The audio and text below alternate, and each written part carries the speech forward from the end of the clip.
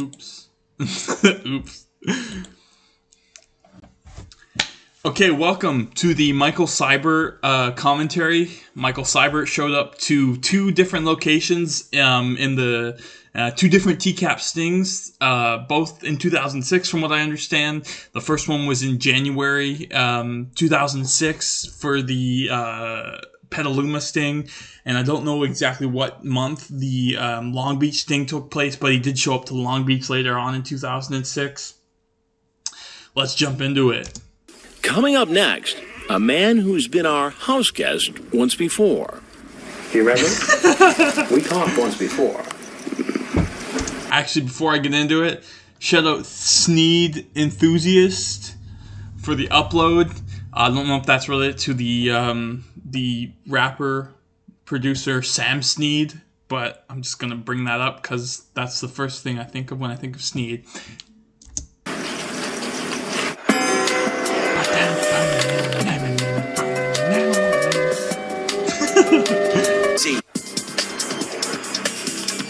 Dateline. Net crime. To catch a predator. Get on the ground! Our undercover house in Long Beach is busy. 38 men are arrested over 3 days. But 8 months earlier, during our previous investigation in Riverside, California, this man, 26-year-old Michael Siebert, walked into our house. Got a bathroom. You got a bathroom? Back then, Siebert had a sexually explicit online chat with someone who told him she was 13, and he sent a picture of his genitals. Hey, sir. Disgusting. Let's come on over here for a minute, please. Siebert certainly had some explaining to do. And why did you send pictures of... Okay, so Siebert is lucky but stupid at the same time. Siebert is lucky because his original footage did not get aired in the Riverside episode. I think in the similar case to Chris feeling bad for Vincent Ambrosio, I think the people behind the scenes at NBC or whatever, the To Catch a Predator program, felt a little bad for Michael Siebert and didn't decide to air his footage to his benefit.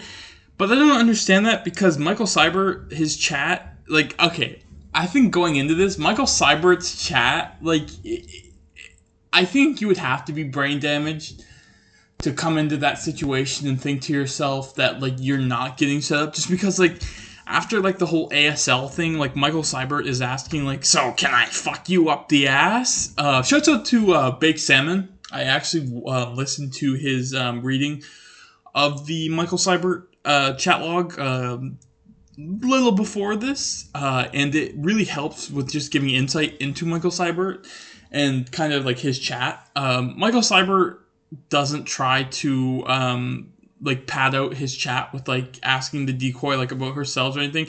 He is strictly a sexual I guess sexual predator would be the word. He is only asking about sex. He's only curious about the decoy and what she's done sexually. He does not care about her personal life. He does not care about what interests her as a person. He just cares about, have you had sex before? And I need sex. So he doesn't make any, as to quote Chris, he doesn't make any qualms. Let's get back into it. yourself like this to her. And he sent a dick pic. Oops. And we'll never do it again. Oops. And you say a lot of sexually charged things to her for a 13-year-old girl. I know what I did wrong. So he says he knows what he did wrong, obviously admitting that he knows that something he did was not proper. And obviously, I would hope that Michael Siebert knows that, like... Actually, no, this raises more questions about Siebert, because he knows if he's engaging in, like, these sexually explicit chats with kids... I think, yeah, kids, 13-year-old, 14-year-old kid. If he's engaging in this sexually explicit chat with kids, and he knows it's wrong, I think that you can differentiate between someone who's had, like, traumatic brain injury, and you can maybe, like, pass on, like, okay, this guy doesn't know what he's doing, like, there's a little of, like, he's not all there, versus someone who, Siebert is definitely not, like, all there, but he still knows what he's doing is wrong, and I think that like when docking him for his punishment, I think that needs to be taken into account. I understand he's got the scar on the side of his head and he suffered a traumatic brain injury when he was a child, which leads me to believe he might not have the best parents, or it might have just been an accident. It's a 50-50 chance. I don't know the ins and outs of it, and I'm not going to research the ins and outs of it because it's not my personal business. But Siebert is not the on the up and up of the moral scale of society. Okay. It will never happen again. Never happen again. Go ahead, you can leave. See, even Chris goes a little easy on him. Like, he just lets him leave. Chris doesn't grill him too hard. I think Chris, I mean, visually, you could see, like, the scar on the side of his head. Like, you could see it through his hair. I think Chris would think, okay, this guy, he's not all there. We're just gonna let him go. Like, this isn't good footage or whatever.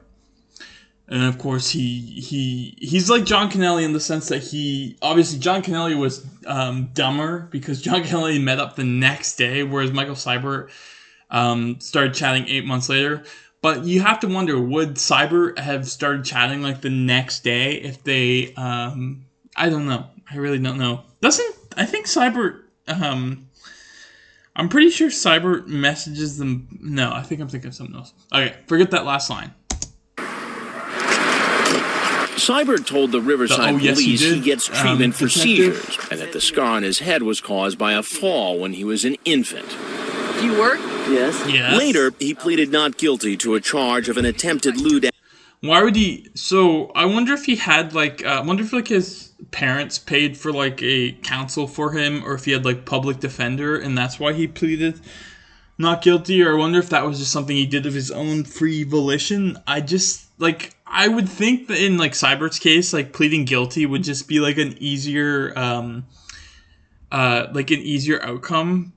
Just because like there's enough evidence against Siebert to convict, I would think. Like, I think not that I don't think about like conviction. I think there's enough evidence against Siebert to convict.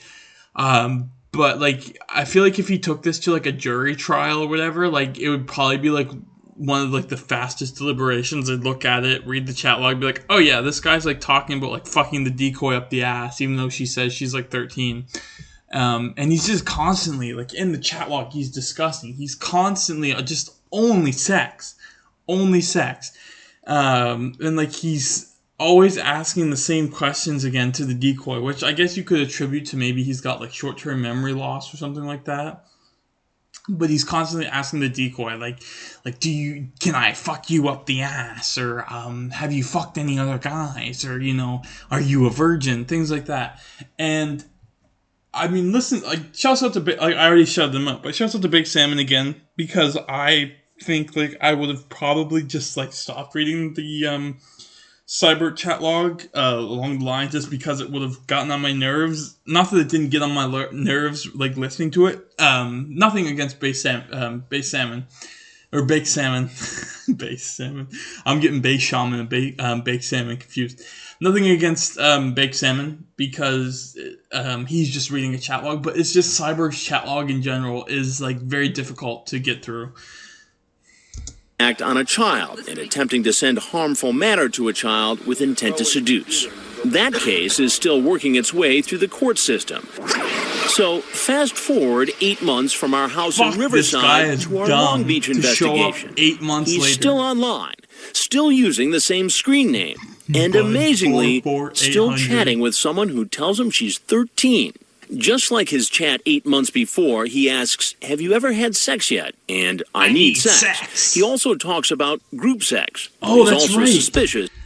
He's constantly in, like, even the first chat log, like, and this leads me to believe that Michael Siebert is like he consumes a lot of porn.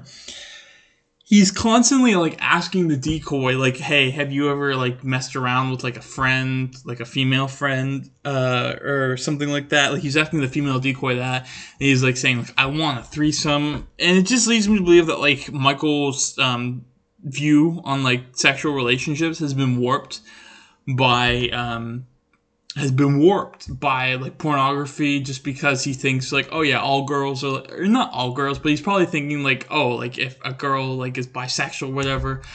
I might be going off on a bit of a tangent there, but I think there's a level of accuracy there. So. And asks, "Are you a cop?" To which she replies, "No, I'm not a cop." Then, apparently referring to his meeting with Dateline 8 months earlier, he writes, "I got caught before."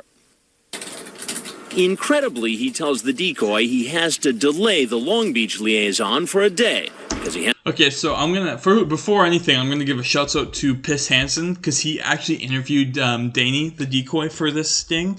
And I remember watching that video. Danny talked about how like people in Perverted Justice were like talking to Danny like, oh yeah, this guy can't come today because he's got court today, because they were keeping up to dates with his his court. And I just think that's funny because like he planned to come on Friday, but then he probably realized, oh shit, I got court on Friday, so I can't come right away. And it's just, I think the Danny interview with Piss Hansen is like a solid, good insight into like the intricacies of the sting and just like kind of how Perverted Justice worked at the time. So I would implore you to go watch that both, I think there's like 2 parts of the, it's 2 or 3 parts of the Danny interview that Piss Hansen did is really good. Go watch it. But yeah, Siebert, he couldn't show up on Friday night because he couldn't show up on just Friday because he had court. I think it was Friday. Has to go to court, a court date to face charges arising from our Riverside investigation. As Chris just but the very next day, just said, "Hey, come here." Here he is. Okay, we're not messing around with this guy. You do not let him get within 6 feet of you, 8 feet of you. 8 feet of you. Just me. Oh. Promise, my parents are gone. You know, you look familiar to me. Oops. That's right. Okay, so yeah, I think he's most famous for being the Oops Predator.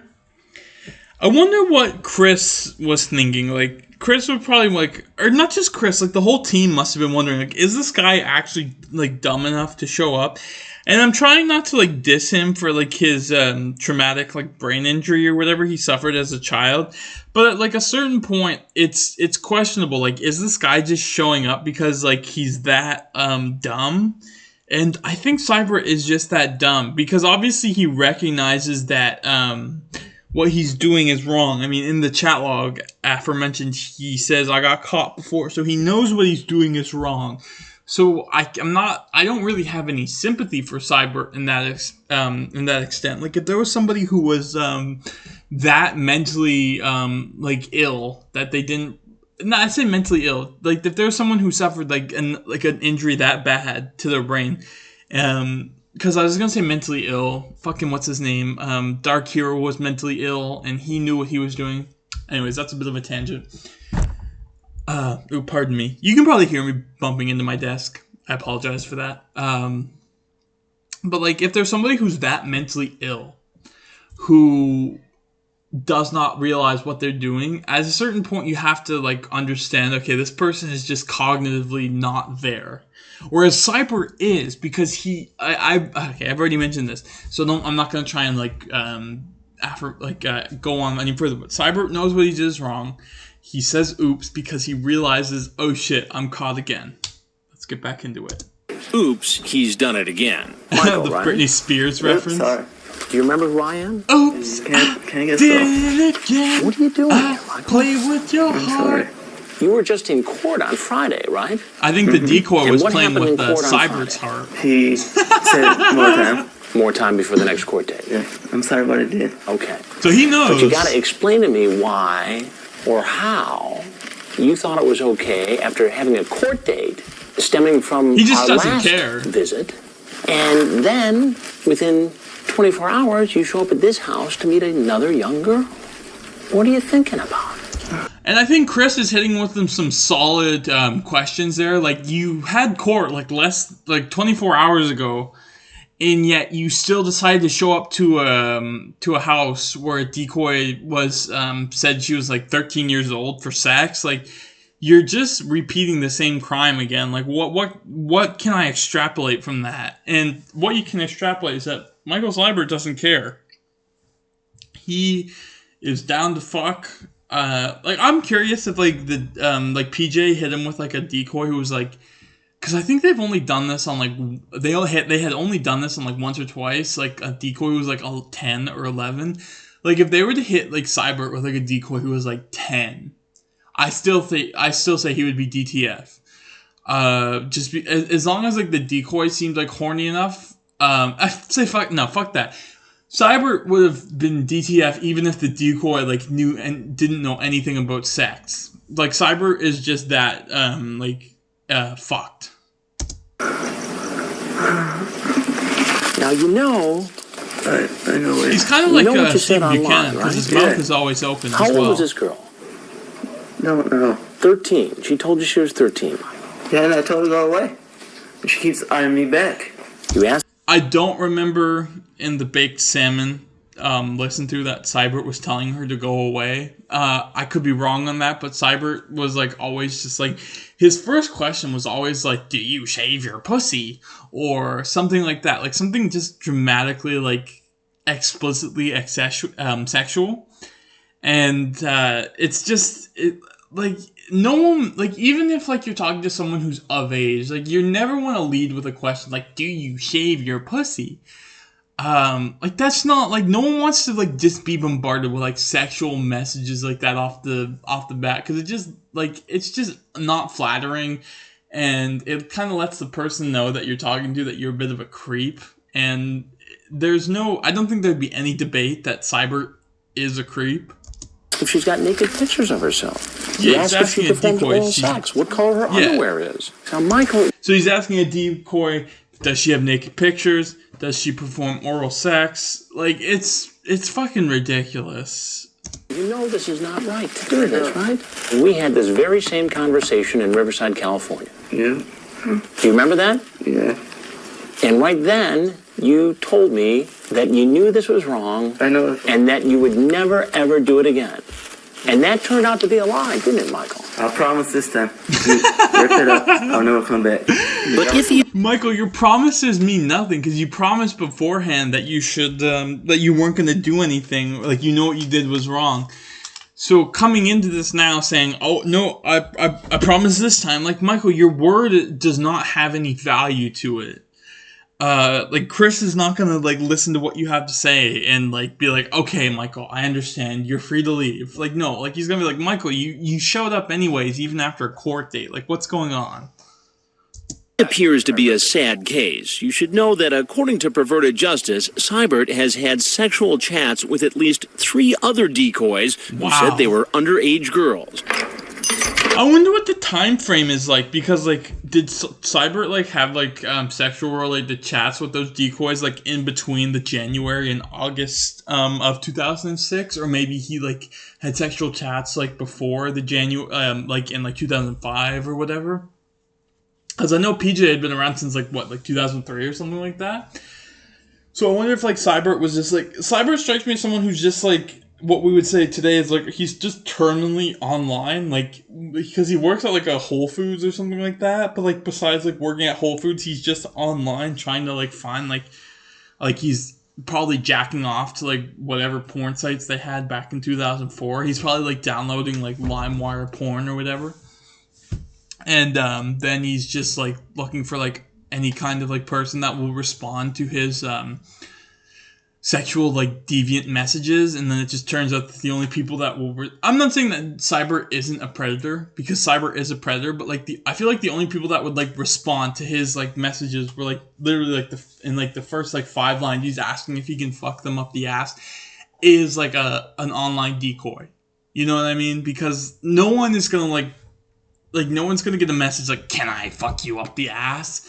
and just be like, "Yeah, sure." Like no, like Siebert's just dumb. Let's not be dumb about it.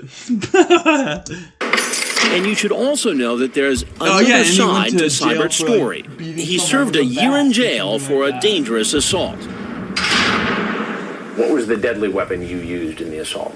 Bat. And who did you go after with the bat? Some guy? Is there anything else you want to tell me, Michael? I know I did wrong. You did wrong. Can I go? Michael, you can go, but I'm going to remind you that I'm Chris Hansen with Dateline NBC, and we're doing another story on adults Yeah, and the cameras come who in. try to meet kids on the internet for sex. This is probably like the know worst I did wrong. deja You can go. vu Michael You has can go ever right now. had. You can walk right If out he's that ever door. had deja Any cops vu. out there? That's not up to me, Michael. It's not up to you, Michael. I'm not the police. So why don't you go ahead, Michael? It's time to go. Siebert clearly doesn't want to leave. Having been through this before, he knows the police are waiting He's outside. kind of like Corey Edgar. Oh, fuck. You got a bathroom? Michael, you're going to have to go outside. I know I hear them. Now, walk out, get on your knees. Like the others, Siebert is charged with an attempted lewd act upon a child. He has pleaded not guilty. His lawyer says Siebert has severe mental issues. And I would say they're Is that right. a defense in any way in this case? In my mind, no, it's not a defense. He knows what he did was wrong.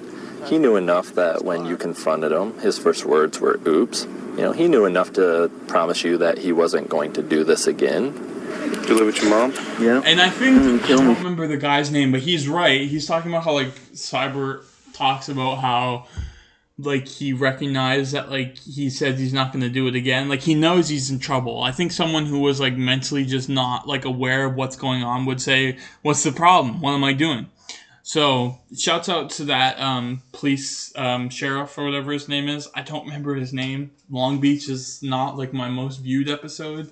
Even though there's a lot of good Predators on it, I have never actually, like, sat down fully.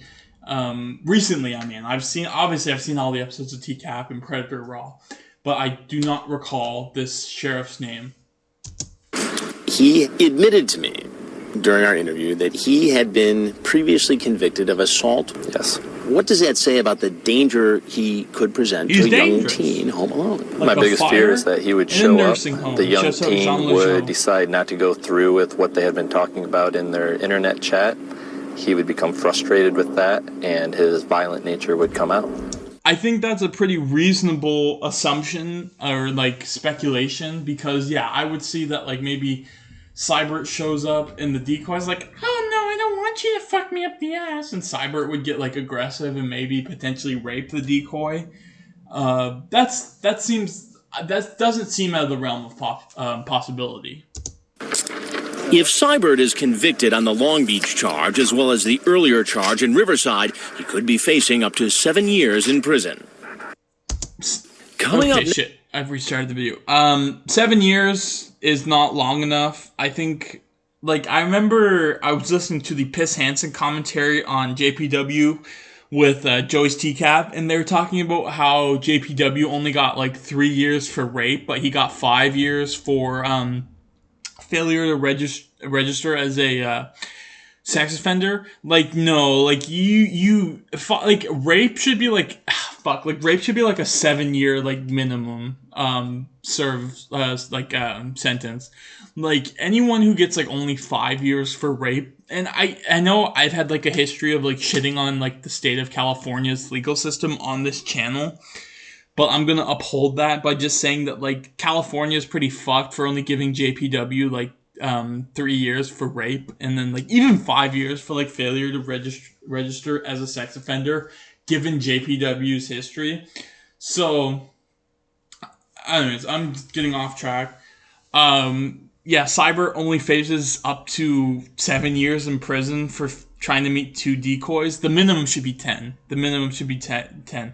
I know some people would say, oh, you're supporting the systematic, institutional prison and the for-profit prison system. No, I'm supporting getting one less depraved individual off the streets to try who's going to prey on kids. And with that, I think that's a good message, whatever the fuck. I don't know if you can tell, but I'm pretty fucking drunk recording this. Like, I'm more drunk than my Jeff Sokol commentary. I'm drunk recording this, so I've been a little bit all over the place. But as I was saying, I don't know what I was saying. I kind of lost my train of thought. This has been the Michael Siebert chat. This has been the Michael Siebert commentary. Thank you for watching. I appreciate the view. I appreciate the watch through if you've made it this far into the video, because I like to ramble. Peace out. Thank you very much.